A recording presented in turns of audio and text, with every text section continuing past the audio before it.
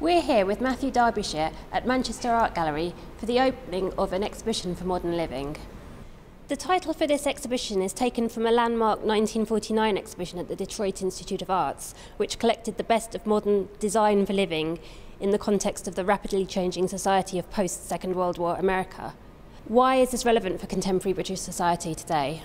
Well, I suppose even then, in the 1949, we were sort of entering that more universal, global aesthetic, and so it's when you look at the sort of Eames and Nelson and Knoll, all the different designers that were present in that show, they're mostly active in Europe anyway, and still are, or their legacies still survive. So I'd never really thought that it was a problem to sort of bring it across the Atlantic in that way, but it was. So how did it come about? It was really the format that I liked, and so again, like I say, in this sort of age of globalization, I wasn't perturbed by the geography, and so the format was it was this very sort of forward-thinking, forward-looking, sort of optimistic exhibition at the time, trying to make good design accessible to the masses, and so I was just thinking, what would it look like if you tried to restage that show, a sort of post-millennial version of that show. It was made in 2010, and whether it was still possible to have that degree of sort of optimism and to execute such a thing in earnest in that way. And so I tried, and this is the piece of work that came out of that. What role does colour play?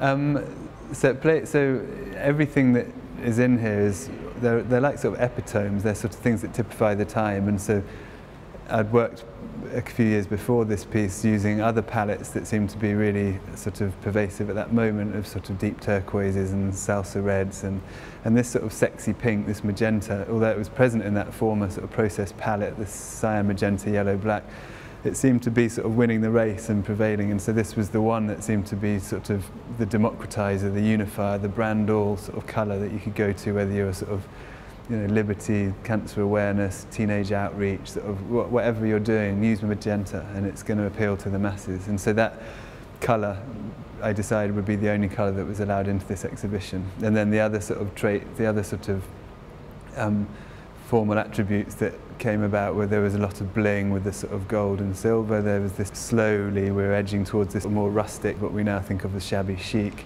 And then there was this sort of cool white minimalism, which was meant to sort of perhaps allude to that sort of more intellectual, sort of cooler, sort of modern aspect of our lives.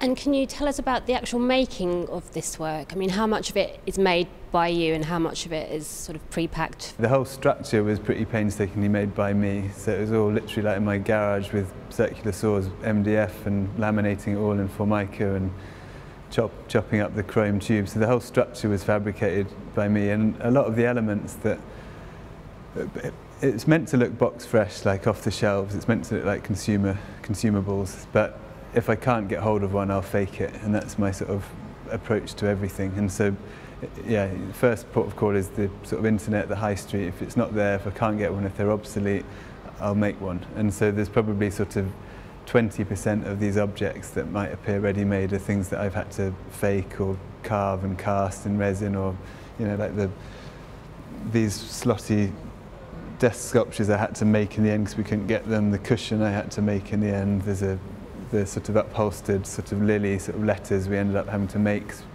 They're things I see in magazines and books, on the internet, on TV, and if I can't find one, I'll just make it. To the point where even some of the ethnographic stuff in the past I've had to fake and patinate just to get that sort of illusion. This work, IP, it's got so many elements to it. Can you tell us where some of the inspiration comes from, what it's all about? Like I say, everything starts with a parameter or premise, and I was invited by a curator, Hybe van der Werf, to make a work as part of a group show within a shopping mall in Utrecht. And so I eventually decided to make this lesson in looking, so I felt like there was no need to bring in any additional elements to this mall, because through my various site visits I'd been so astounded by my discoveries that they were just more than worthy of sort of further consideration. And so the whole show was trying to address the past, present and future of this shopping mall, which is, it sounds, why would you do that, but it's this quite interesting late modern mall that was causing problems for the city, between the old and the new city, and also just I think it's so relevant to all of us at the moment, like because of its sort of provenance. It sort of dealt with all the various sort of industrial, service and experience economies, and this more was trying to define itself. Where can it go now? No one's coming in to buy anything, they're only coming in to sort of use the cinema or sort of be seen or something, or for an event. And so I was trying to figure out, with my sort of interest in sort of, you know, the market and consumption and economies and things, trying to figure out how we could make any deductions from what was there. And it was shown there. It was shown in the mall. It was actually lower down. It was on the floor, but on low plinths, a bit like the sort of Rodin Calais. But as Lisa Lefebvre points out in her text about the piece, which I hadn't made the connection, but I felt in this environment, this instance, it needed to all come up to a sort of more sort of classical encounter, so you're sort of viewing each one of them as a sculpture. And then the whole thing, it's that sort of idea that after order comes chaos, so you've got this very regimented grid of 9 objects all sort of riffing with each other, reflecting, defining, and then it's been infiltrated, sort of overrun by this SWAT team of yoga dummies which were from a Nike store in the mall, and so they're coming in, sort of infiltrating it all and sort of, you know, stepping from one plinth to another and upsetting that order, which is a sort of almost like a device in itself within sculpture. And what role does music play in your work? It's been used, I've only used it about 3 times and they happen to all be in this show, but it's used really as an activator. So when I'm making these sort of more sensory sort of environments, these walk-in environments, it's really another hook or trigger to get you sort of into a certain place, because if they're, sometimes when they're too sort of static, you know, it might become, again, almost too museological, like you're supposed to just be musing over each object in isolation. It almost sort of, it activates, catalyses, binds, it does something in addition to the sort of static. So do you see this as a portrait of contemporary society, in a way? Yeah, I guess, a sort of, yeah, because a portrait, it depends if when you look in the mirror you call it a portrait, I guess, a reflection.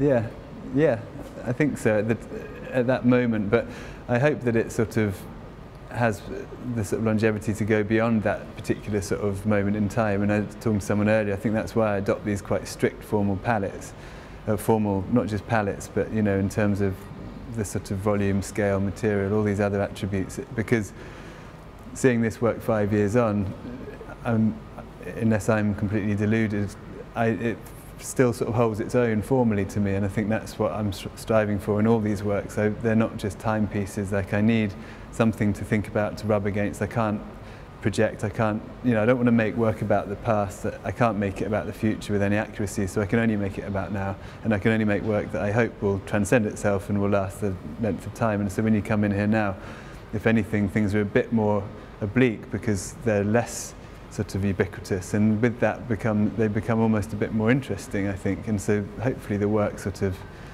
I don't know, it sort of nurtures, cultivates its own sort of potency over time, and that's not just a sort of disclaimer, but I really do think that with a lot of that's the intention underlying most of them, not that they're just sort of relevant now. I'm hoping that they're relevant now socially, culturally, sort of politically, critically, but I'm also hoping that there's sort of 70% of the sort of focus is actually on the formal aspects of the work, and that will hopefully just improve with time. Is there a political aspect? You just mentioned politics. I mean, yeah, I think, well, it's sort of underlying everything we ever do, isn't it? Everything you can't really, where does that start and finish? It's obviously underlying everything. The sort of the politics of underlying sort of neoliberalism, which gave us this sort of open market, which gave us globalization, which has probably in turn given us cultural homogeneity. There's politics to be found somewhere, isn't there? But whether it's so explicit, I hope not.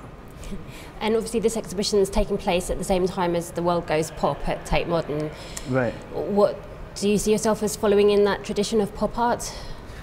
I never have done. Like I think I'm a bit more sort of preoccupied with, I'm probably more akin to some of the sort of, you know, generation or two later, the sort of object sort of sculpture sort of generation, but and I wouldn't even want to fully jump into their camp, but I I'm not only interested in sort of consumerism and sort of popular culture. I'm sort of, I wouldn't like to sort of isolate to pigeonhole in that way, but I'm into the stuff that surrounds us, yeah, and the pop artists were, but I'm also heavily into the sort of material aspects, the sort of core attributes of sculpture and sort of playing with materials and processes and techniques. And you know, I haven't figured out what camp I'm in. There isn't, perhaps in 10 years, if I'm still making art, someone might have come up with one. To what extent, I mean, do you fear that Baudrillard's claim that we will lose the ability to make the sense of distinction between reality and artifice is true? I can't imagine it happening, because they're sort of, you know, artifice is quite hard, you know. I suppose what we're talking like with in terms of sort of artificial intelligence and androids and things, and so far, you know, whether you're looking at a Charlie Brooker sort of Black Mirror or you're looking at a Jordan Wolfson android, you know, they're not even vaguely convincing, so I can't see any evidence of that yet. A lot of my sort of work is talking more about whether we can sort of excavate or find any sort of spirit or aura in an object that is wholly machine made, or, you know, whether it might be 3D printed, and I'm quite interested in that notion, like whether we can sort of remove our grubby fingerprints once and for all and just, but as I've probably made pretty clear by now, my practice is very much sort of based around me making stuff and me challenging that notion of sort of 3D printing and trying to make myself the printer and trying to sort of work with it to my advantage, so I can use the technology, use the software, but still instill some sort of personality within that, and in turn get some potency out of it. And I haven't yet found, you know, the sort of droid-like mannequins in the next room. They don't convince me. I don't think they're really going to jump out and karate kick me in the head or anything. I don't think there's a. I don't think Baudrillard was. You know, I'm not yet seeing signs of his sort of predictions. So you believe very much that the hand of the artist is necessary? Not as a rule. I'm not sort of saying we all ought to teach drawing, get back to the life room, and, you know, we should all be sort of learning how to carve at all. I think there's loads of people that make wonderful art that's more cerebral, that it's just sort of outsourced. But for me, the way I develop a sort of idea, I start with it and I try and shake it off as quickly as I can and get more immersed in the process, the making, and it's through that engagement that I arrive at something which maybe it's the only way I can get lost enough to find it enigmatic enough to become ineffable enough to be an interesting art proposition. My worry with people that don't do that is that maybe it doesn't always transcend that initial sort of starting point, and maybe it can become quite literal, quite didactic, quite short-lived, and quite sort of condescending in a way, because, you know, they knew what they were doing and we quickly know what they were doing, and what it's not always that interesting. I'd rather sort of get immersed and lost and see where we get to.